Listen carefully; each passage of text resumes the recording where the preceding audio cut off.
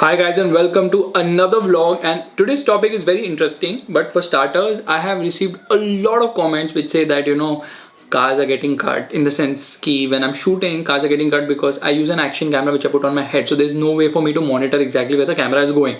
So sometimes what happens is that I try to look straight, but due to sweat the camera actually pans down sometimes the wheels get cut, dashboard gets cut, and many of you have been telling me, why don't you use a different camera to shoot. That's why for some cars, some special cars, I'm going to be shooting very differently. And in order to do that, I've got a package from Hong Kong. As you can see, okay, let's unbox and then talk.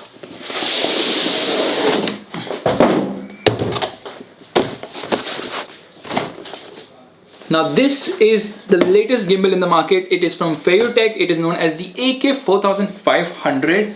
The boxing looks really very neat. Let me quickly open it right now.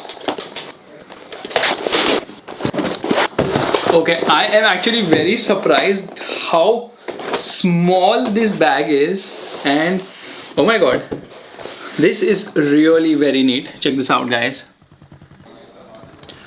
And that's not all. There's another thing inside. Slew of accessories too inside here. So let's do one thing. Let me figure all of this out and let's quickly start shooting some cars with the gimbal to see how good shot do we get with a gimbal, along with some cinematic footage as well. Right now I have with me 3 gimbals, and obviously here at Motobeam we use a lot of gimbals. The first gimbal which I actually got was this, the Zen Crane 2. Now the whole experience of using a gimbal has been absolutely terrific, but this is an old gimbal right now because they have got the Crane 3 Lab, which obviously is better in many ways. This has the least features of all the gimbals here right now, and battery life is also lesser than its rivals. But because this is an old gimbal, I'm just going to put it out of frame for the moment. We're going to talk about these 2 gimbals.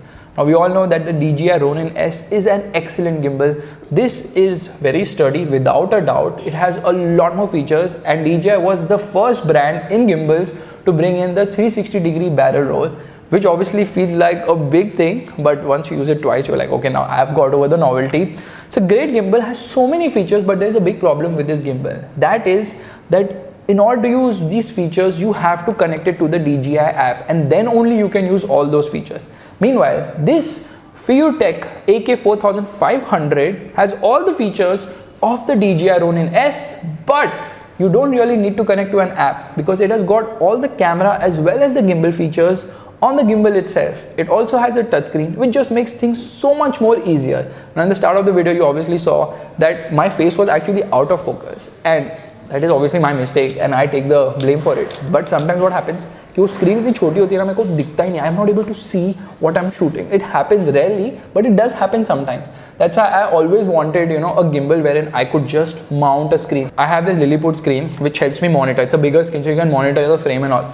But with this gimbal, the Fiutech AK4500, you also have the option of getting the accessories kit.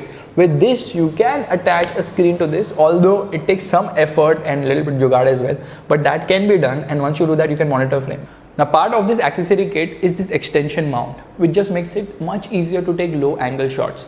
And this handle, which is actually attached to the gimbal for that low angle shot, that can also be used as a Bluetooth remote, which just helps you control the gimbal remotely. Yes, the negative side is that the gimbal will become a bit too heavy. However, amongst all these gimbals here, this has the highest payload capacity, which means that you can mount a heavy camera as well as a camera with a heavy lens, or probably even an audio equipment on top. Now the beauty of this gimbal is the fact that the base plate is super easy to remove, and it has also got a locking mechanism. It just makes it so much more convenient to use this gimbal. In fact, when we shot Motobeam's Festival of Mud, the off-road day, that time we used this gimbal, and you can see in the footage how stabilized it shoots, because when on off-road obviously there was a lot of uneven gaps, but the cameraman was able to shoot beautifully well to get great footage of the cars going off-road and throwing on some mud. But for me personally, when I'm shooting vlogs and all, usually I shoot it with the Annabelles, and these ladies now, they just keep moving on and on, so it becomes very difficult because again, handy shoot karte, usually I'm just shooting on a tripod. There's a lot of shake. However, with the gimbal, it's just easy to follow them, it's easy to focus and easy to keep track without making things go shaky. So as you saw, the handlebars might move as much as they want, but the gimbal is able to track them pretty well, making everything so stabilized. To conclude, I would say that if you're in the market for a gimbal, these are the two options you should look at. But the big advantage the FeelTech AK4500 has is the fact that you don't need to connect to a phone. So that saves me the whole hassle of connecting by an app to a phone and then managing the battery on the phone. I can just do everything on this gimbal itself, which is super convenient. And sealing the deal for me personally is the fact that this costs lesser than the DJI Ronin, which means that if you're looking for a value for money, attractively priced and feature-rich gimbal, well, I'm just going to opt for the FeelTech AK4500. Now, sweetening the deal is the fact that, the Zhiyun box, which comes with the gimbal, it's really nice, it's compact and made of different material, but, the zip does not last. And we have had terrible issues with the zip, trying to get it fixed time and again. Meanwhile, the Ronin box is a bit bulky. You see, it's a little bit bulky for my liking, and we travel a lot with the gimbals. The FeelTech box, in spite of the gimbal being like very sturdy and big, is very compact and slim, and that just makes it so much easier to carry. So guys, I'm just going to wrap this video right now. If you liked it, make sure to give it a thumbs up, that's the like button, and also subscribe to the channel. I will see you in tomorrow's video at 11:30 a.m. Bye bye. 3, 2, 1, go. Come on, girls.